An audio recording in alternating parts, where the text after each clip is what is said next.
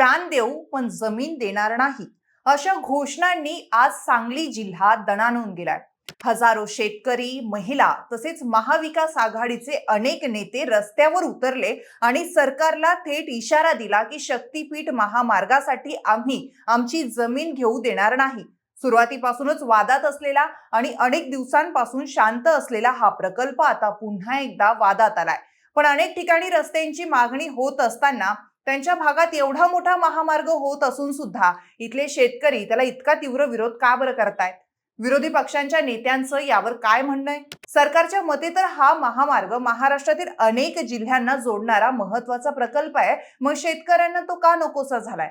यामागची 5 मोठी कारणं आज आपण या व्हिडिओच्या माध्यमातून समजून घेऊया. नमस्कार, मी ऋतुजा आणि तुम्हाला तर माहिती आहे आपला विषयच भारी. मंडळी, सर्वात अगोदर आपण हा शक्तीपीठ महामार्ग नेमका आहे कसा ते समजून घेऊया. तर शक्तीपीठ महामार्ग म्हणजे नागपूर गोवा हा महाराष्ट्र राज्य रस्ते विकास महामंडळाच्या म्हणजेच MSRDCचा अनेक वर्षाचा पेंडिंग प्रकल्प आहे. हा महामार्ग 802 ते 856 किलोमीटर लांबीचा 6 पदरी एक्सप्रेसवे आहे.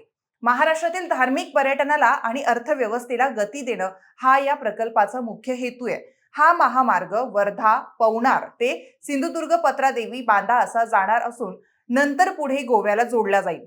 या महामार्गामुळे नागपूर ते गोवा हा 21 तासांचा प्रवास सुमारे 8 ते 10 तासांवर येईल. याला शक्तीपीठ महामार्ग असं नाव देण्याचं कारण असं आहे की महाराष्ट्रातील महत्त्वाची 3 शक्तीपीठं म्हणजे कोल्हापूरची महालक्ष्मी, तुळजापूरची तुळजाभवानी आणि माहूरची रेणुका माता यांच्यासह पंढरपूर, औंढा नागनाथ, परळी वैजनाथ, नृसिंहवाडी यांसारखे 21 प्रमुख धार्मिक स्थळं या मार्गाला जोडली जाणार आहे.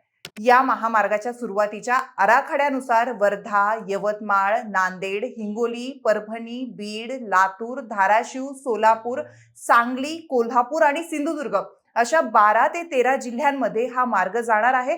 तसेच या महामार्गासाठी सुमारे 86,000 कोटी रुपये खर्च अपेक्षित आहे. परंतु या प्रोजेक्टची घोषणा झाल्यापासूनच अनेकांचा विरोध होताना आपल्याला बघायला मिळतोय. त्यातच आज सांगली जिल्ह्यातील शेतकरी महामार्गाच्या विरोधात रस्त्यावर उतरले होते. आता सांगलीतील शेतकरी या महामार्गाचा विरोध का करतायत हे समजून घेऊया.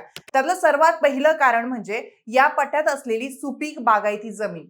शक्तीपीठ महामार्ग सांगली जिल्ह्यातील वाळवा, पलूस, कडेगाव आणि खानापूर या भागातून मार्ग हा जाणार आहे असं सांगितलं जात आहे.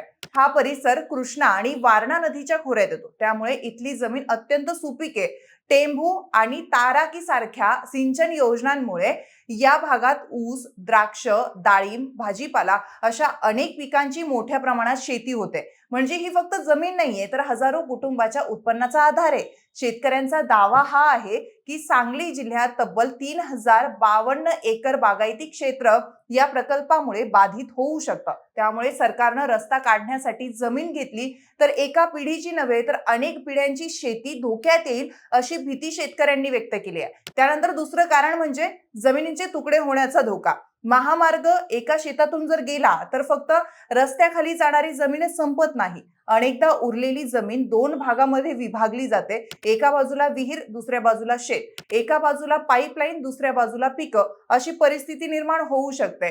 ट्रॅक्टर, शेतीची यंत्र किंवा माणसांना एका भागातून दुसऱ्या भागात जाण्यासाठी महामार्ग ओलांडावा लागू शकतो. त्यामुळं उरलेली जमीन असली तरी तिच्यात शेती करणं खूप जास्त कठीण होऊ शकतं असं या शेतकऱ्यांचं म्हणणं आहे.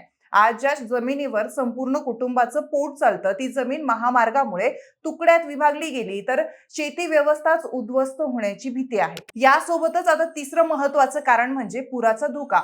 सांगली आणि कोल्हापूरचा परिसर महापुरासाठी आधीच संवेदनशील आहे. कृष्णा आणि वारणा नदीच्या खोऱ्यात पावसाळ्यात पाण्याची पातळी वाढली की अनेक गावांना पुराचा सामना करावा लागतो. अशा परिस्थितीत प्रस्तावित महामार्गासाठी मोठे भराव आणि उंच रस्ते तयार करण्यात आले तर पाण्याचा नैसर्गिक प्रवाह अडू शकतो अशी भीती शेतकरी व्यक्त करतायत. विशेष म्हणजे घोगाव ते कामेरी दरम्यान मोठ्या लांबीचा उंच भराव किंवा भिंतीसारखी रचना झाल्यास पाण्याचा निचरा न होता वाळवा तालुक्यासह कराड परिसरात पुराचा धोका वाढू शकतो. म्हणजे शेतकऱ्यांच्या मते प्रश्न फक्त जमीन जाण्याचा नाहीये तर भविष्यात गावागावांवर पूरस्थिती ओढवण्याचाही प्रश्न आहे.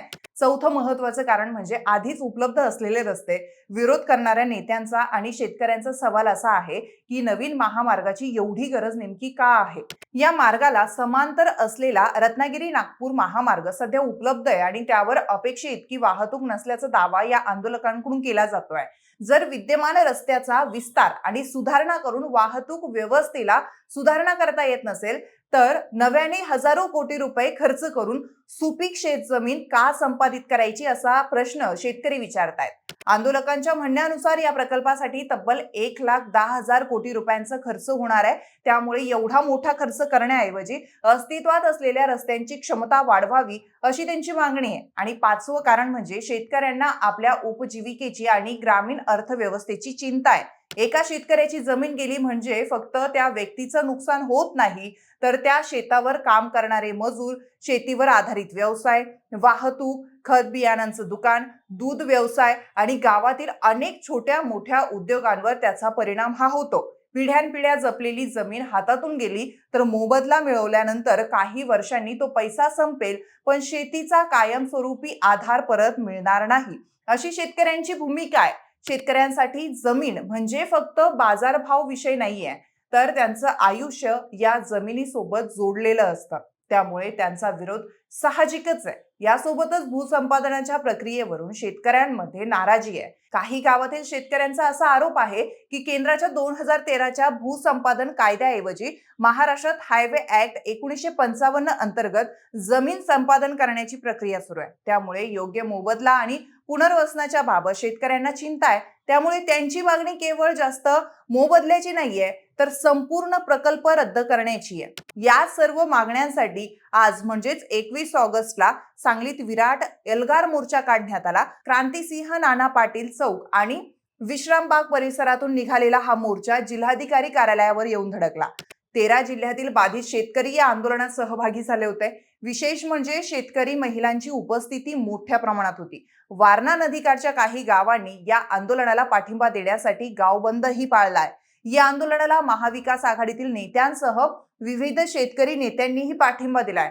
जयंत पाटील असतील, राजू शेट्टी असतील, विशाल पाटील, सतेज पाटील आणि महादेव जानकर यांच्यासह अनेक नेते या आंदोलनात सहभागी झाले होते। सतेज पाटील यांनी तर हा महामार्ग कुणाला तरी कंत्राट मिळवून देण्यासाठी आणि टक्केवारी कमवण्यासाठी केला जात असल्याचा गंभीर आरोप केलाय। या आरोपामुळे शक्तीपीठ महामार्गाचा मुद्दा आता फक्त शेतकऱ्यांच्या जमिनीपुरता मर्यादित राहिलेला नाहीये तर तो सरकारच्या प्रकल्प नियोजनावरही प्रश्न उपस्थित करणारा बनलाय। जयंत पाटील यांनीही सरकारकडे जर 1,10,000 कोटी रुपये खर्च करण्याची क्षमता असेल तर हा पैसा शेतजमीन नष्ट करण्याऐवजी गडकिल्ल्यांच्या संवर्धनासाठी आणि गावांच्या विकासासाठी वापरावा अशी मागणी केली आहे। तर राजू शेट्टी यांनी आधीपासूनच उपलब्ध असलेल्या महामार्गावर पुरेशी वाहतूक नसताना नवीन महामार्गाचा अट्टहास का असा सवाल केलाय। आता सरकार समोर अडचण अशी आहे की मोठा पायाभूत सुविधा प्रकल्प तर उभा करायचा आहे पण दुसऱ्या बाजूला या प्रकल्पाच्या मार्गात येणारे शेतकरी आपली जमीन देण्यास तयार नाहीये। सरकारने प्रकल्पाचा मार्ग बदलला तरी काही भागातील शेतकऱ्यांचा प्रश्न सुटेल पण आंदोलनकर्त्यांची मागणी त्यापेक्षाही पुढची आहे। त्यांना पर्यायी मार्ग नकोय, फक्त मोबदला नकोय तर शक्तीपीठ महामार्गच रद्द करावा। शेतकऱ्यांच्या मते ही जमीन केवळ काही एकरांचा आकडा नाहीये तर ती त्यांच्या कुटुंबाची उपजीविका, त्यांच्या पुढच्या पिढीची सुरक्षितता आणि त्यांच्या गावाच्या अर्थव्यवस्थेचा आधार आहे। आणि म्हणूनच प्राण देऊ पण जमीन देणार नाही ही घोषणा महत्वाची ठरते।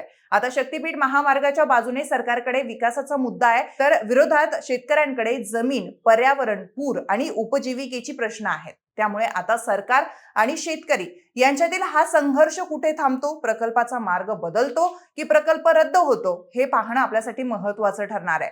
पण एक गोष्ट मात्र स्पष्ट आहे, सांगलीचा हा एल्गार मोर्चा दाखवून देतोय की शक्तीपीठ महामार्ग प्रश्न आता केवळ कागदावरच सरकारी प्रकल्प म्हणून राहिलेला नाहीये, तो महाराष्ट्राच्या राजकारणात आणि शेतकऱ्यांच्या आंदोलनाचा एक मोठा मुद्दा बनलाय। मंडळी, तुम्हाला या महामार्गाबद्दल काय वाटतं? हा महामार्ग आवश्यक आहे की शेतकऱ्यांचा विरोध रास्त आहे? तुमची मतं आम्हाला कमेंट करून नक्की कळवा आणि सोबतच विशेष भारीच्या YouTube चॅनलला सबस्क्राईब करायला विसरू नका। धन्यवाद।